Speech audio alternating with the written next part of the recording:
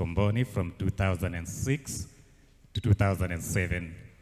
It is a great honor to be a participant in this history-making event that brings all of us together as family of St. Comboni Secondary School. And before we move forward, I would like us to take our mind back to memory, to where we have come so far. And as you sit like this, I would like you to fix your eyes on the presentation or on the screen, and I would ask the sound system people to play a background music.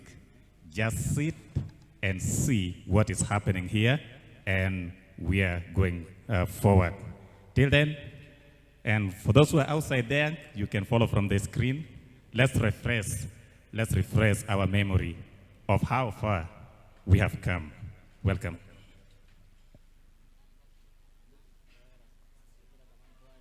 And we are so much happy to have our teacher with us, Ustaz Victor.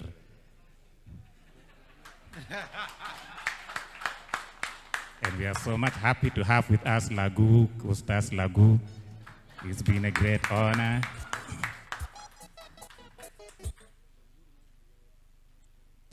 Ustaz Melkiore Lagu with his students. Ustaz Jalal Wilson, we are so much happy to have you with us. Ustaz Daniel Morris, I think, is not here with us.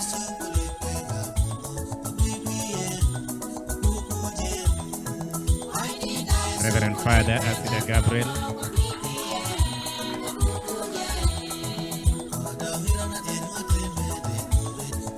And we have Ustaz Emmanuel, Ustaz Michael, and Ustaz Odeng.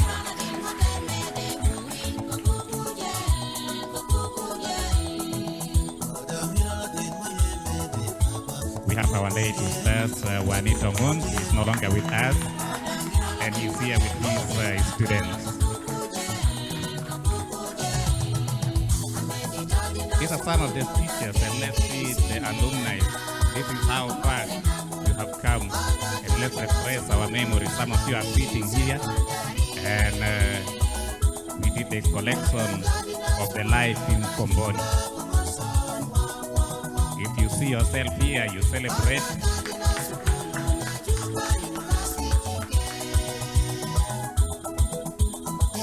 All of them are now great men and women in different spheres of life, and they are making Comboni proud.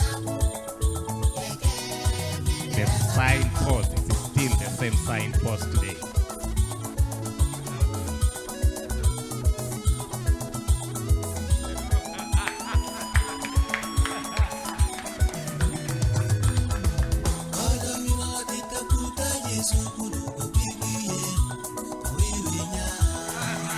This is probably Comboni Day. This is probably Comboni Day.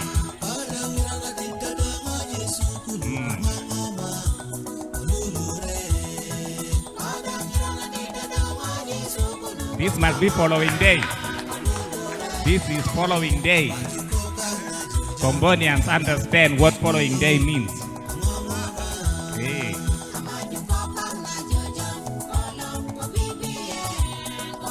This is how far we have come. A long, long way to go.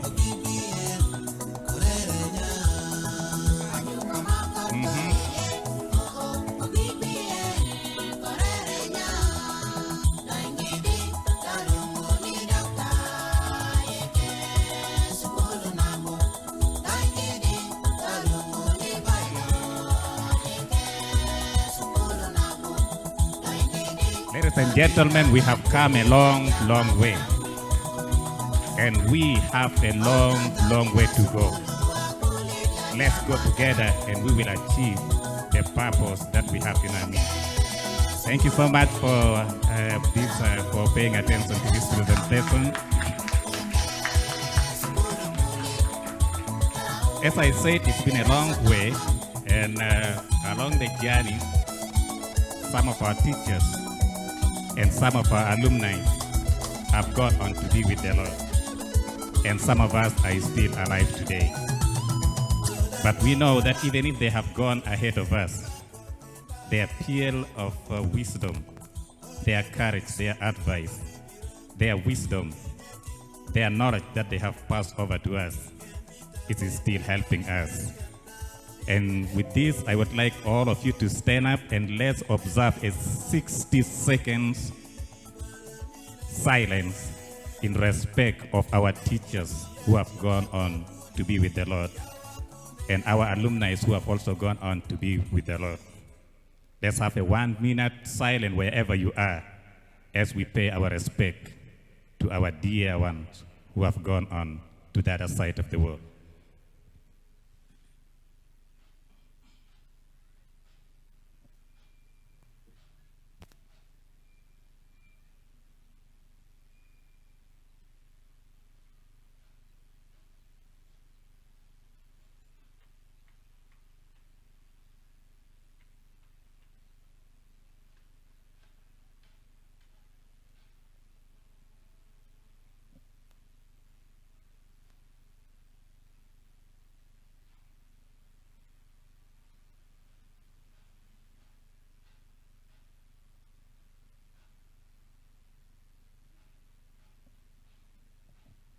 Thank you. You may have a seat.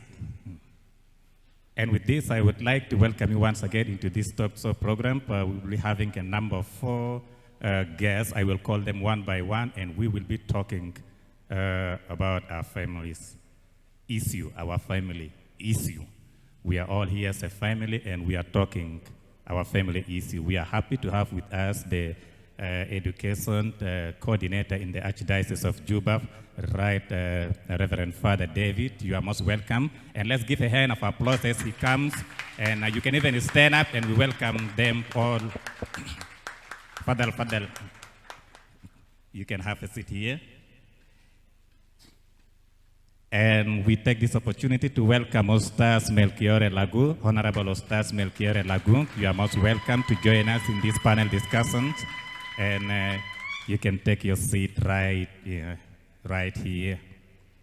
And straight away, we also welcome Ustaz Victor Tombe Lako to come and join us in this panel discussion.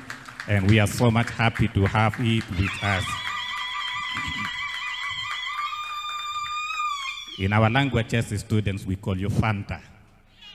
You are a very fantastic man. And let's welcome Reverend Sister Lily Grace to come and join us in this panel. You have to keep clapping until she reaches here. You keep clapping until she reaches here. We are so much happy and honored with your presence.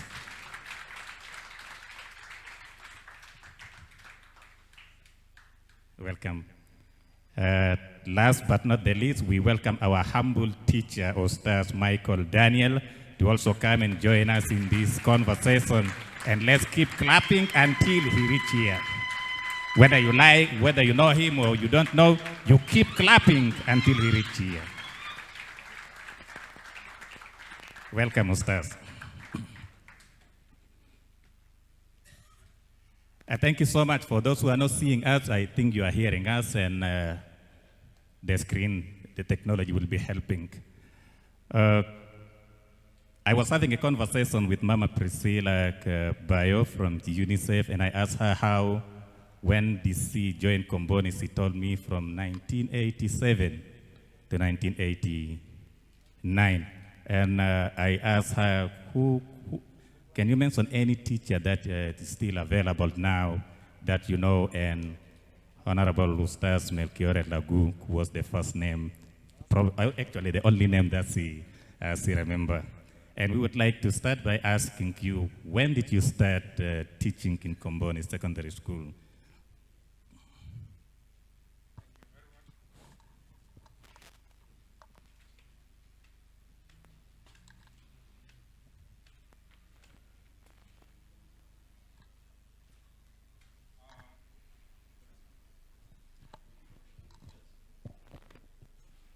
Thank you very much. In the first place, I want to salute everybody here in this hall, beginning with His Excellency the Minister of Education, down to the alumni and alumni of all times. My name is Ustaz Melkiore Lagu. I am always called Ustaz Lagu. I'm Ustaz Lagu, known forever. I started teaching in Comboni Secondary School after I came back from England. I went for a course of 1.5 years in 1988. Yes.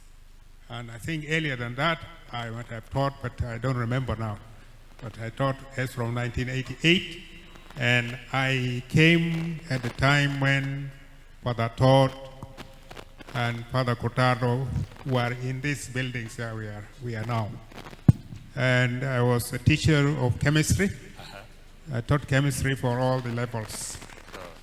And by the way, the Comboni Secondary School was an exemplary school because of facilities.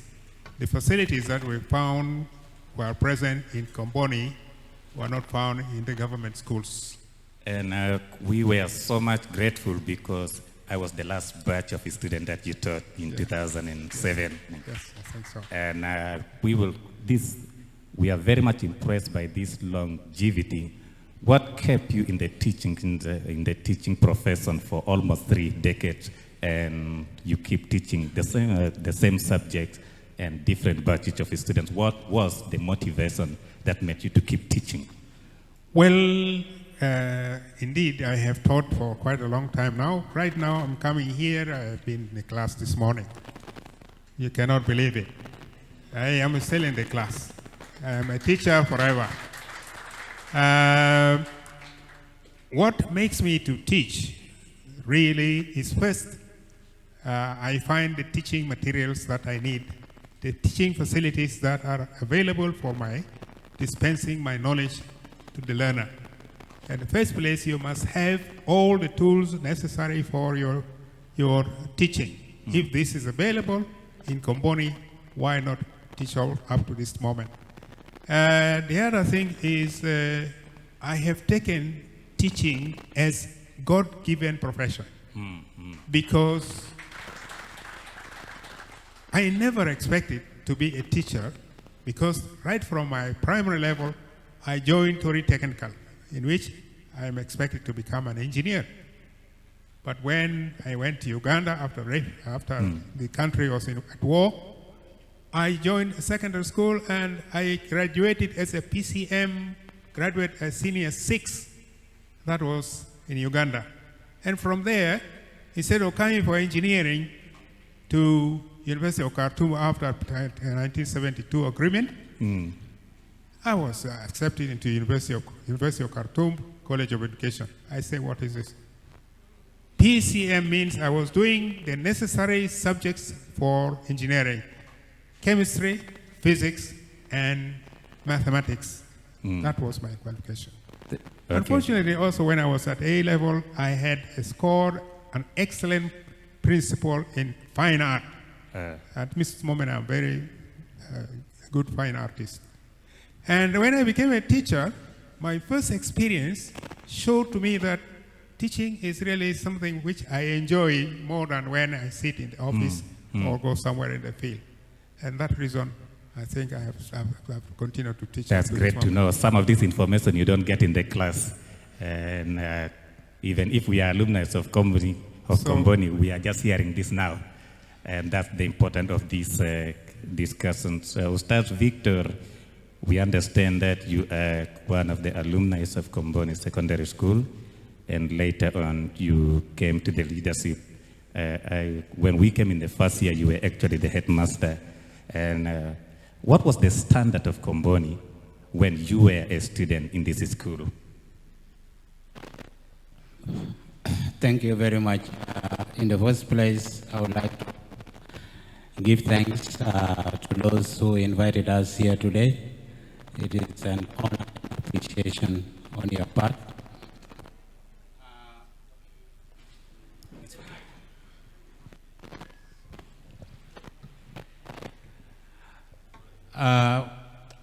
I did not start my secondary school level at Comboni Secondary School.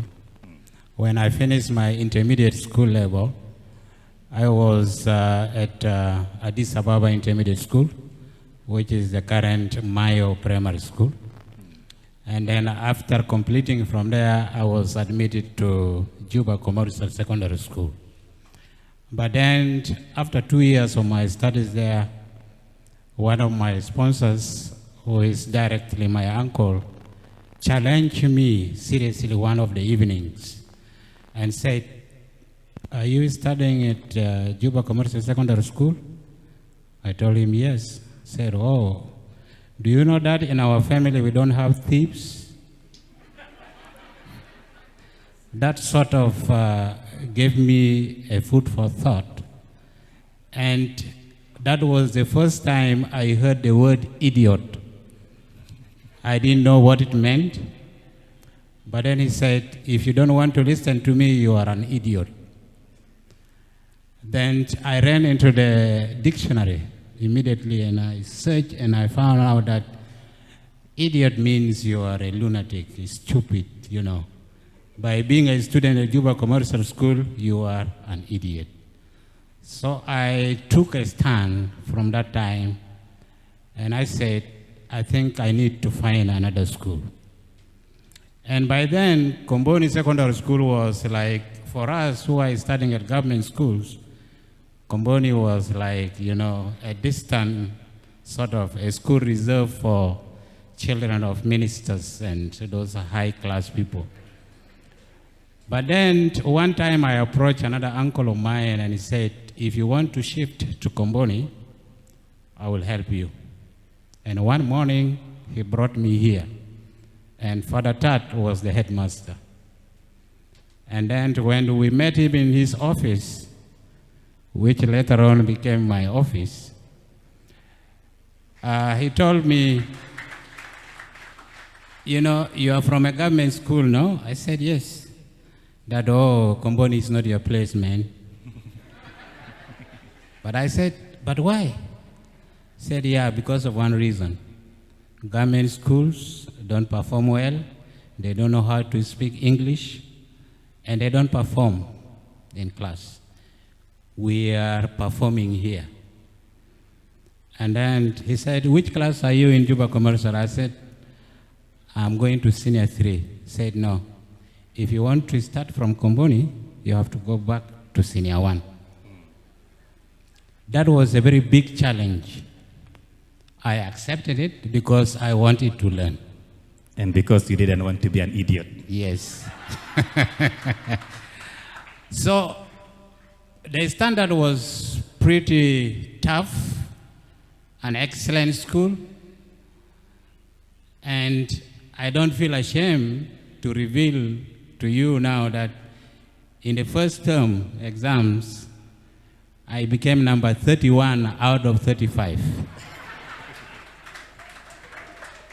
Because on those, in those days, we have only 5 classrooms.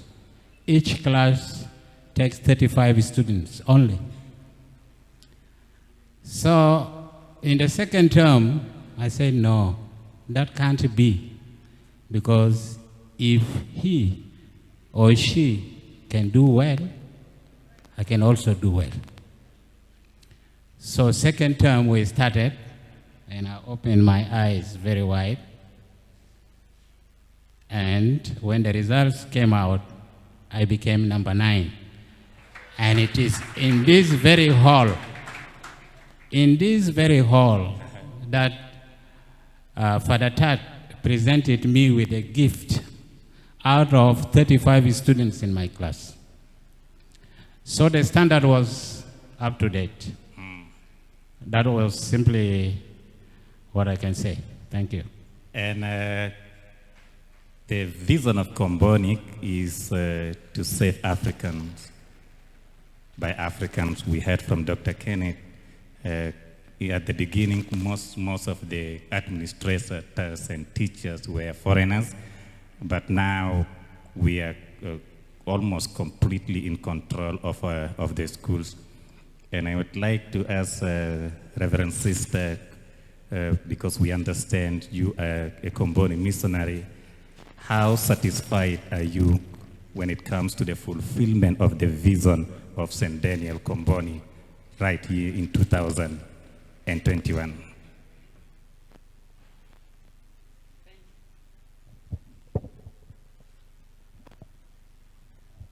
Thank you very much for having me this evening, and thank you for the organizers of this event, and thank you for everyone who is here. As a Comboni missionary sister, I see the vision of Comboni fully fulfilled. Comboni said, Africans must be saved by Africans. And today, if we have the Africans leaders heading this school, I think Comboni is smiling up there and saying, well done. If we have doctors, we have engineers and artists, Comboni is saying, please, go ahead. I'm carrying you on my chest, and I'm leading you with my hand. And Ustaz Michael, you have been the headmaster of this school, and we have heard about some challenges that have been faced in this school. What specific challenges can you tell us that you faced during your time in office? And some of them may have not been mentioned here, but you can talk out of experience. Thank you very much for the organizers of this occasion and for the event being done for the former student of St. Comboni and the teachers who has been exerting their efforts since 1980 up to this moment. I was seconded to Comboni Secondary School on secondment from the government in 2009. When I stepped in, I found that the school is still operating on typewriter, stencils, and so forth. I have to rush and bring in a computer and a photocopy machine for the first time into the school. The second thing was that in the upper classes, the Western classes, senior ones, they, at that time they were using the pit latrines. So when it is full to the brink, even the escorters are coming, cutting the neem tree, and then they help themselves there. And they walk through here to go to bathe in the river. So the latrines were full up to the back teeth. The smell was very bad coming up to the classes. I decided to change it to a modern latrine, to a siphon system in 2010. So even that of the teachers. Two, problem of water.